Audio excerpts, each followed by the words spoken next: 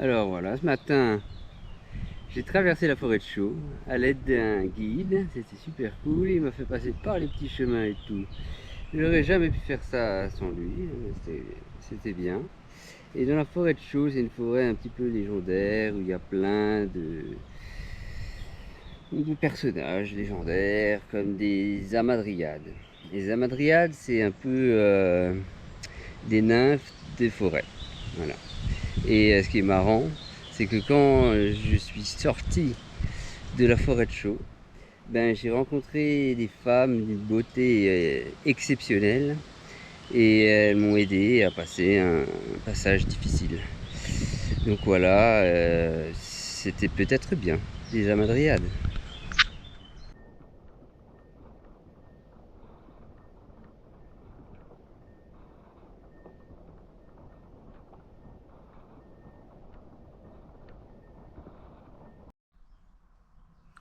Cette nuit, ben, on s'est arrêté ici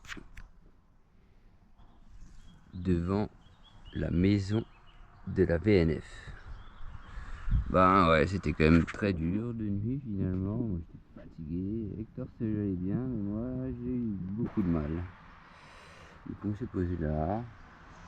Et c'était cool. Il y a quelques jours le vétérinaire il est passé. Et il s'est occupé un peu d'Hector et de sa patte. Et il m'a dit qu'il n'y avait rien d'alarmant, que ça allait bien, qu'il avait pas mal à la patte, qu'il avait pas mal.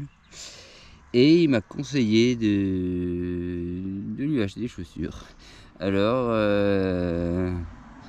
demain, ou ça serait bien qu'on arrive demain à Dole, on verra bien si on y arrive, il y a quand même encore 20 km.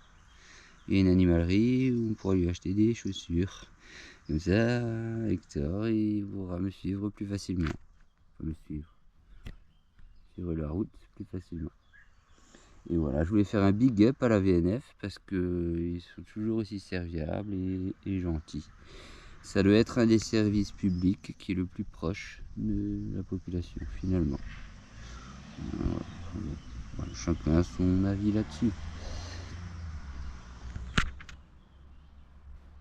J'aurais bien aimé qu'Hector il fasse des têtes un peu marrantes, ça, bon, lui il a pas envie. Et hein, Hector, Hector, Hector. Bon, je vais pas l'embêter avec le pistolet là-haut, parce que là il m'embête pas. Quand il mange les affaires, et ben, il prend un coup de pistolet. Pour l'instant, ça marche assez bien. Mais je pense qu'au bout d'un moment, au bout de quelques orages, ce sera fini ça. Et d'ailleurs, en parlant d'orage, ben, ce soir, il y a une petite tempête de prévue. Alors, il faut voir si je fais confiance à mon installation ou si on marche pendant l'orage. Histoire de garder les affaires au sec et voilà. Allez, c'est parti. Bientôt arrivé. Bah, ici il fait bien. Moi j'ai mis qu'un pied, j'ai pas réussi à mettre les deux tout de suite.